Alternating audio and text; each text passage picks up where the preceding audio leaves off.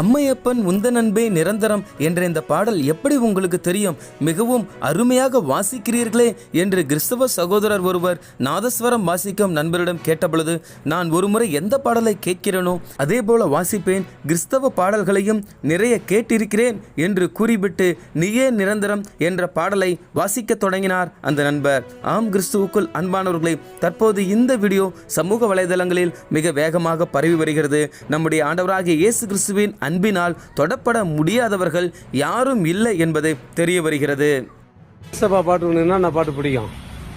எனக்கு கேரளத்துக்கு எல்லாம் பாட்டுமே பிடிக்கும். வாசிக்கு எல்லாம் பாட்டுமே வாசிக்க முடியாது. இப்ப வாசித்து அது என்ன பாட்டு? அது நிரந்தரம் பாட்டு. அது நிரந்தரம்னா ஆரம்பம். அது அன்னையப்பன் அன்பு அந்த நிரந்தரம் அந்த பாட்டு. அது சூப்பரா வாசிக்குது. எப்படி அது கத்துக்க? அது எந்த பாடலும் வாசிக்கலாம், கொஞ்சம் கேட்கணும். கரெக்டா கேட்டு அது மைண்ட்ல வச்சுனாக்கா அது கரெக்டா நம்ம அந்த லைனுக்கு வந்துடும். திடீர்னு கேட்காத பாட்டு வாசிக்கணும்னாக்கா கொஞ்சம் கஷ்டம் தான் அது. சரி, இப்ப இந்த பாட்டு மறுபடியும் வாசி அம்மையப்பன். வாசிக்கிறேன்.